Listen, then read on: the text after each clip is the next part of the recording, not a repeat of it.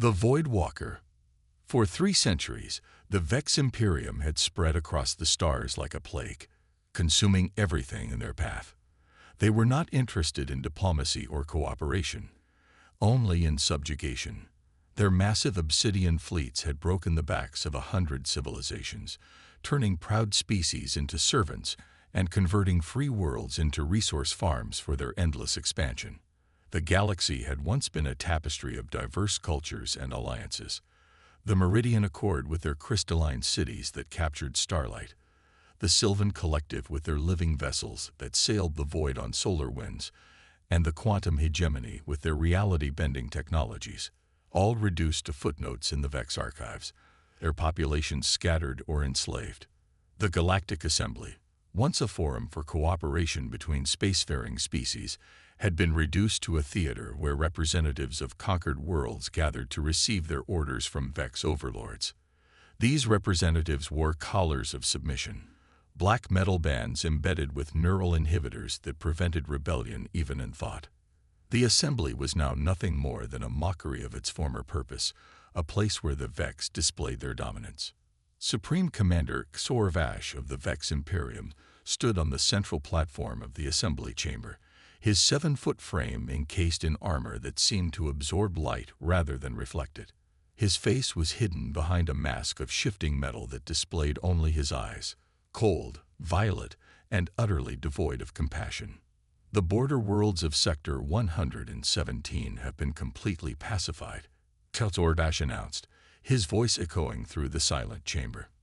The resistance on Terrace Prime has been eliminated, and the resource extraction has begun. No one spoke. No one dared. The representatives kept their eyes fixed on the floor, their shoulders slumped in defeat. There remains only one sector that has not acknowledged Vex authority. Xorvash continued, turning to the holographic display that showed a spiral galaxy with one arm highlighted in red. The Sol system. At the mention of Sol, a murmur passed through the assembly. Earth had remained strangely isolated during the Vex expansion. Not because they were unknown. Earth had been catalogued centuries ago, but because they were deemed insignificant. Their technology was primitive by galactic standards, their military capabilities laughable, and their resources unremarkable. The Vex had simply chosen to deal with them last. "We have sent the standard ultimatum," Xorvash stated. "They have 72 hours to surrender control of their system and prepare for integration into the Imperium." Councillor Lara of the former Meridian Accord, one of the few who still retained some measure of dignity despite her collar, spoke up. Her voice was soft, but carried clearly across the chamber. "Supreme Commander, Earth has no defensive capabilities that could possibly resist even a single Vex cruiser. Is an ultimatum really necessary for such a primitive world?" Xorvash turned his masked face toward her, and Lara felt her collar tighten slightly. "A warning. Standard protocol will be followed, Counselor," he replied. "Earth will submit or Earth will burn. It is their choice." As the assembly was dismissed, Lara lingered, watching the Vex commander depart with his guards. She had visited Earth once, long ago before the Vex came. The humans were indeed primitive in many ways, but there was something about them that had struck her as unusual. A resilience, a creativity, an adaptability that seemed almost unnatural. It was probably nothing, she told herself. Earth would submit like all the others. But deep in her heart, she wondered. 3 days later, the assembly was reconvened on an emergency basis. The chamber was in chaos, with representatives talking loudly among themselves, their collars temporarily forgotten in the excitement. Something unprecedented had happened. Xorvash strode onto the platform, and the room fell silent immediately. His usual composure was noticeably absent, replaced by a rigid tension that made the air crackle with unspoken danger. "Earth has responded to our ultimatum," he stated, his voice cold with suppressed rage. "They have declined our generous offer and have declared their intention to resist." This announcement was met with stunned silence, then nervous laughter from some of the representatives. "Earth, resist the Vex. It was absurd, suicidal. What could they possibly hope to achieve? Furthermore, Torvash continued, they have declared that they are sending a single ship to demonstrate their resolve. Now the laughter spread, becoming more genuine. Even Tilara couldn't help but smile at the audacity, though her collar buzzed painfully in response to her amusement. A single ship. Someone called out, are they sending their surrender in person? Hexorvash did not join in the mirth. They claim this ship will arrive at the assembly station within 5 standard days. We have, of course, dispatched a battle group to intercept and destroy it before it reaches our space. The laughter died down as the representatives realized that the Supreme Commander was taking this seriously. Perhaps there was more to this than met the eye. Tilara felt a chill run down her spine. Could it be possible that Earth had been hiding something all this time? Their isolation suddenly seemed less like the isolation of the primitive and more like the isolation of the patient. 4 days later, the assembly was convened again, this time with an urgency that bordered on panic. The representatives were escorted into the chamber by twice the usual number of guards, and the atmosphere was heavy with tension. Torvash did not stand on the platform. Instead, Admiral Ketvar, commander of the Vex 7th Fleet, stood there, his posture so rigid it seemed he might shatter at the slightest touch. The human vessel has been detected entering Vex space, he announced without preamble. It is not what we expected. A holographic image appeared above the platform, showing a ship unlike anything the assembly had ever seen. It was small, perhaps the size of a standard Vex scout vessel, but its design defied convention.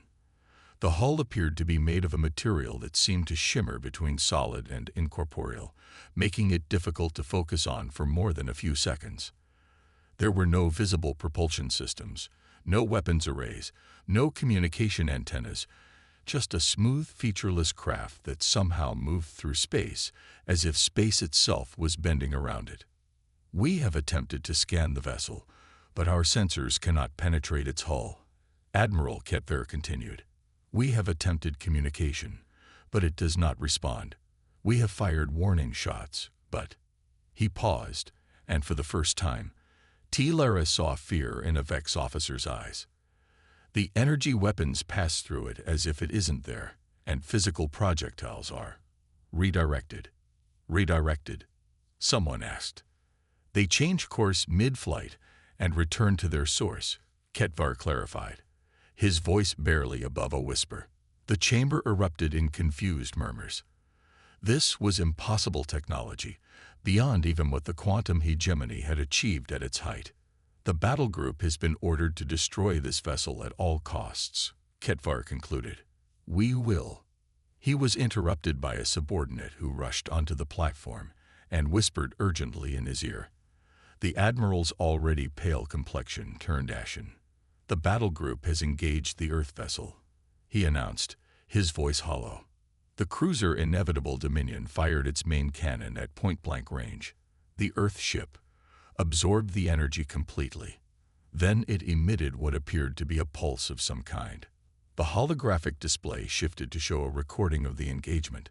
The massive Vex cruiser, a behemoth of black metal nearly a kilometer long, fired a searing beam of energy at the tiny Earth vessel. The beam seemed to disappear into the ship, leaving it unharmed. Then the Earth ship pulsed once, a ripple of blue-white light expanding outward, and the Vex cruiser came apart. Not in an explosion, not in fire and debris, but in a gentle disassembly, as if every atomic bond in the ship had simply decided to release at the same moment. Where the mighty warship had been, there was now only a cloud of component particles drifting harmlessly in space.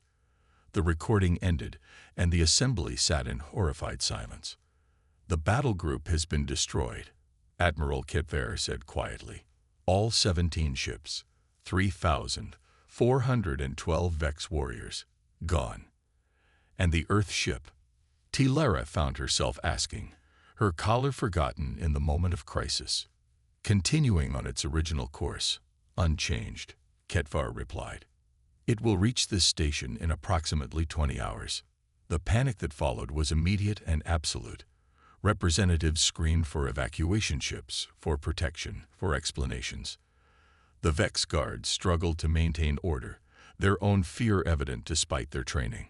Above the chaos, Lara watched the holographic image of the Earth ship, wondering what it meant. Why send just one ship? Why now, after centuries of silence? What had humanity been doing all this time, isolated in their little corner of the galaxy? As the station was evacuated over the next several hours, Lara made a decision. She would not flee. She would stay and see what came next. If death awaited her, so be it. She had been dead inside since the day the collar was placed around her neck. But if there was something else, some hope hidden in that enigmatic vessel from Earth, she wanted to witness it firsthand. 16 hours later, Lara sat alone in the observation dome of the assembly station. The Vex had fled, along with most of the representatives. Only a handful remained, either out of curiosity like her, or out of the despair that comes from having nothing left to lose. The Earth ship appeared without warning, simply there where it had not been a moment before. It hung in space before the station, its impossible hull still shimmering between realities. Then, to Lara's surprise, a communication request chimed on the station's systems. With trembling fingers, she accepted it. A human face appeared on the screen. A woman with dark hair streaked with silver, eyes the color of Earth's oceans, and a face lined with both wisdom and wariness. She wore a simple uniform of deep blue with no insignia or rank. "I am Captain Celine Rivera of the Earth vessel Void Walker," she said, her voice calm and measured. "I request permission to dock with your station." Lara found her voice. "The Vex are gone. They've abandoned the station." Captain Rivera nodded, as if this was expected. "And you remained. Why?" "I wanted to see," Lara admitted. "To understand." A small smile touched the human's lips. "Then you shall. We're coming aboard." The communication ended, and Lara sat back, her heart racing. For the first time in decades, she felt something she had almost forgotten: hope. The ship that had terrified the mighty Vex Imperium was coming aboard, and with it, perhaps, the first light in a galaxy that had known only darkness for far too long. As Lara watched, the Void Walker began to move toward the docking bay, and she knew that nothing in the galaxy would ever be the same again. Echoes of ancient humanity. The docking procedure was unlike anything Lara had ever witnessed. The Void Walker didn't so much connect with the station as it merged with it, the shimmering hull seeming to phase partially into the station's structure before solidifying again. The airlock cycled without the usual hiss of equalizing pressure. It simply opened, as if the laws of physics had politely stepped aside. Captain Celine Rivera stepped through first, followed by 3 other humans. They wore no protective gear, no weapons, only the same deep blue uniforms. Lara noticed immediately that they moved differently than any humans she had encountered before, with a fluid grace that seemed almost predatory, their awareness extending to every corner of the room without apparent effort. "Counselor Lara," Rivera said, inclining her head slightly. "Thank you for receiving us." Lara's hand instinctively went to her collar. "How do you know my name?" "We know many things, Counselor," Rivera replied. She gestured to her companions. "This is Dr. Marcus Chen, our science officer, Commander Aisha Okafor, tactical, and Lieutenant James Harper, communications." The humans nodded in greeting, their faces serious but not unfriendly. Lara led them toward the assembly chamber, where the few remaining representatives were waiting. As they walked, she could not help but ask the question burning in her mind. "Your ship, how is it possible? The technology is very old," Rivera interrupted gently. "Older than the Vex, older than the assembly, perhaps older than your civilization, Counselor. But humanity has been isolated, primitive. By choice," Rivera said, "not by necessity." They reached the assembly chamber, where representatives from a dozen subjugated worlds waited in tense silence.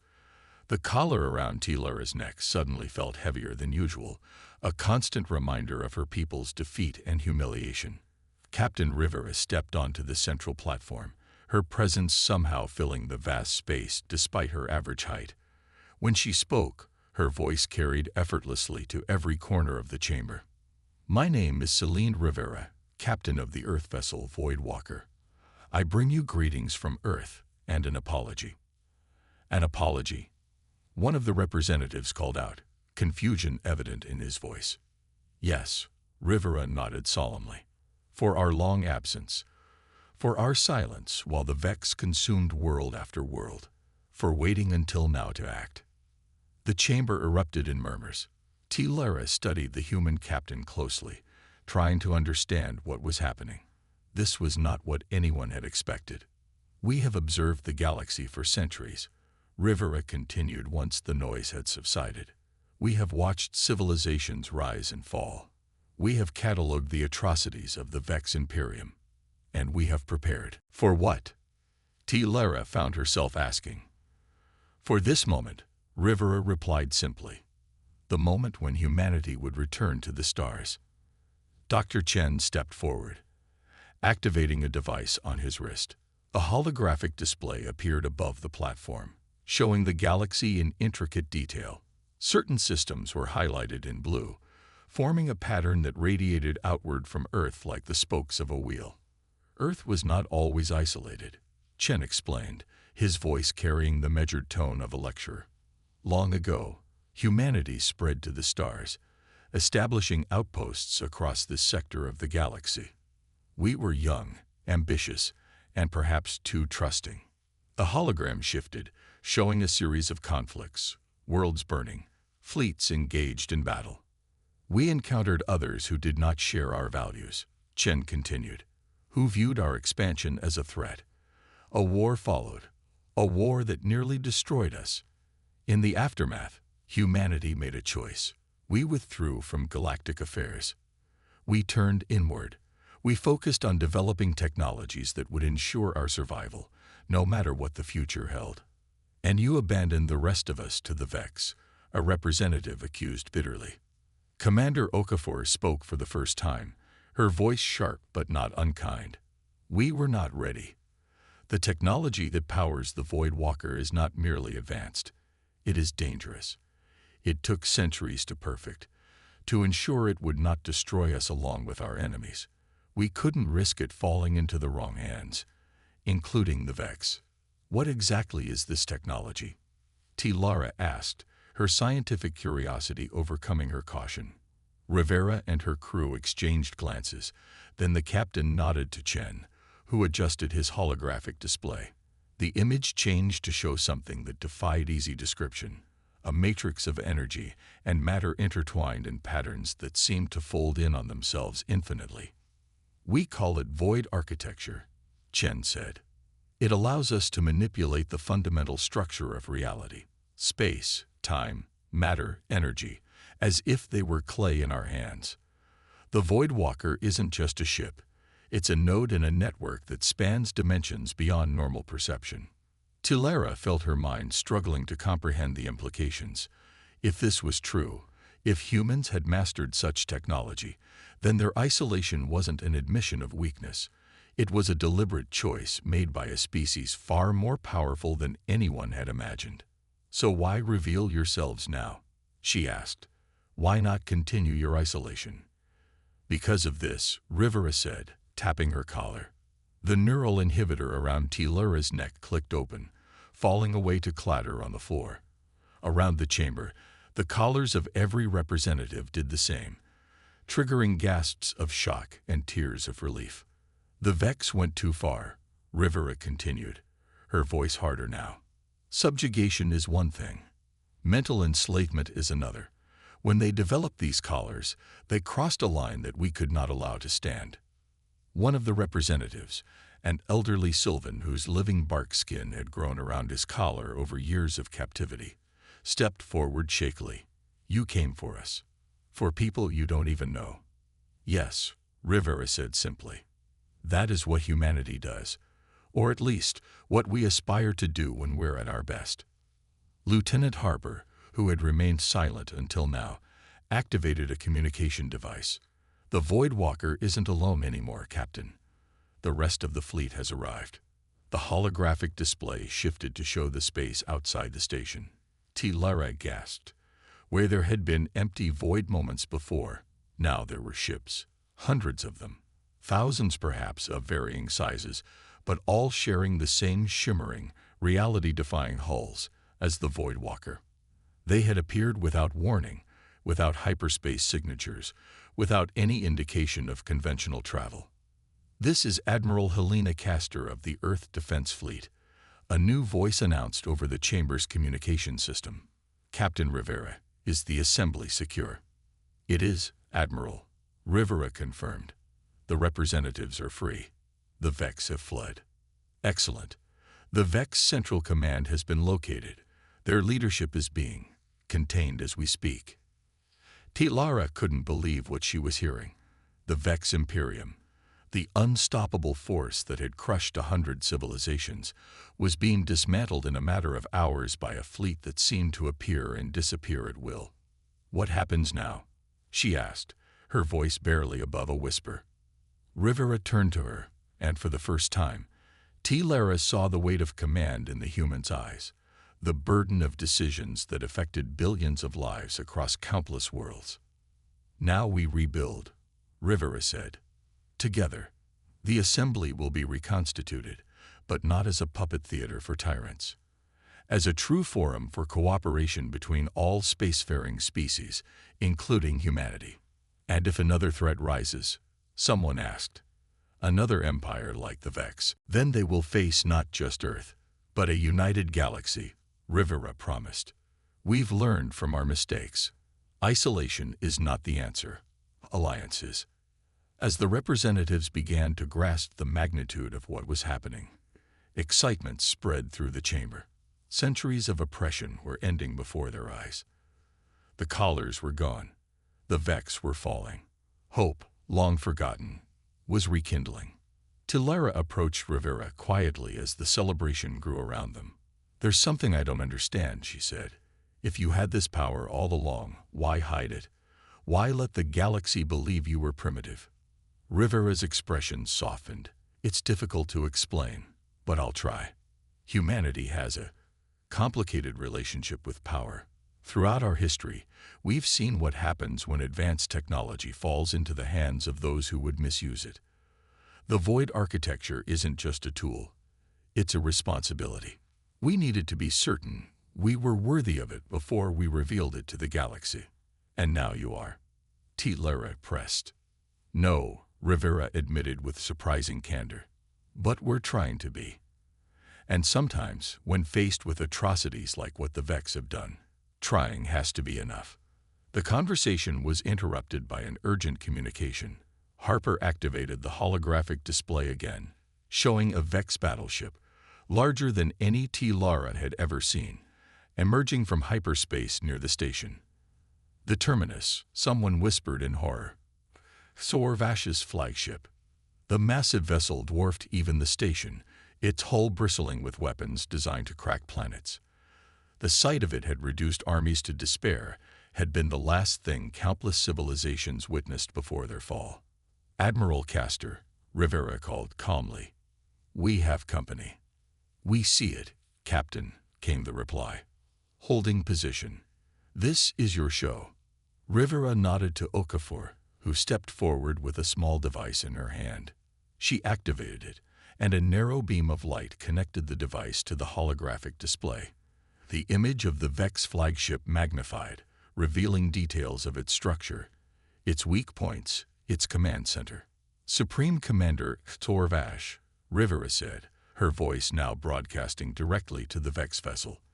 "This is Captain Celine Rivera of Earth. Your Imperium is falling. Your fleets are neutralized. Your subject worlds are free. Stand down and surrender." After a moment of silence, Sorvash's voice filled the chamber, dripping with contempt.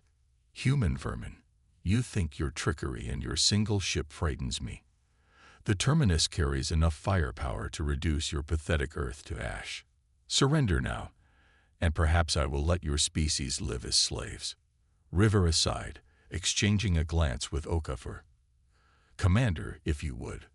Okafor made a simple gesture with her hand. Outside, the Void Walker, still docked with the station, pulsed once with that same blue-white light that had disassembled the Vex battle group. The pulse expanded, crossing the void to envelop the massive terminus. There was no dramatic explosion, no fierce battle of technologies. The terminus simply stopped. Its engines died, its weapons powered down. Its hull, which had shrugged off the combined firepower of entire defense fleets, now hung inert in space. "What have you done?" Sorvash's voice came again, now tinged with the first hints of fear. "We've rewritten the atomic structure of your ship's power core," Okafor explained matter-of-factly. "The particular arrangement of particles that allowed it to generate energy no longer exists. Your ship is now essentially a very large, very expensive paperweight."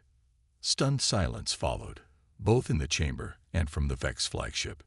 "Now," Rivera continued, her voice level, "as I was saying, surrender and live. The Assembly will determine what justice looks like for the atrocities committed by the Vex Imperium. But I promise you this, there will be no collars, no enslavement, no genocide. We are better than that. We have to be." For a long moment, the only sound in the chamber was the soft hum of the holographic display. Then, slowly, a new message appeared on the screen, the command codes for the remaining Vex forces throughout the galaxy, along with Sorvash's formal surrender. The Vex Imperium, which had reigned through terror for 3 centuries, had fallen in less than a day to a species that everyone had dismissed as primitive and irrelevant. As the assembly erupted in cheers and tears of joy, Lara watched Captain Rivera and her crew. They did not join in the celebration. Instead, they stood quietly, their expressions a mixture of relief and solemn determination. This was not a triumph for them, Lara realized. It was merely the beginning of a much longer, much more difficult journey. Later, as Rivera prepared to return to the Void Walker, Lara approached her one last time. "Your ship," she said, "the technology you've shown us today, it changes everything we thought we knew about physics, about reality itself. Will you share it with the rest of us?" Rivera considered the question carefully before answering. "Not all at once," she said finally. "Not until we're sure the galaxy is ready. But we will work together, step by step, to build a future where such power serves life rather than dominates it." She held out her hand in the human gesture of friendship. "It will take time, Counselor. It will take trust. But we have both, now that the Vex are gone." Lara took the offered hand, feeling something she had not felt in a very long time. The sense of standing at the beginning of a new era, full of possibilities rather than despair. As the Earth fleet secured Vex outposts across the galaxy, as enslaved worlds tasted freedom for the first time in generations, as the Assembly began the long process of rebuilding what had been lost, the story spread from system to system, from planet to planet. They had conquered every world in their path for centuries. These Vex, with their unstoppable fleets and their cruel ambitions, they had broken empires, shattered alliances, enslaved billions, until Earth sent just one ship, and everything changed.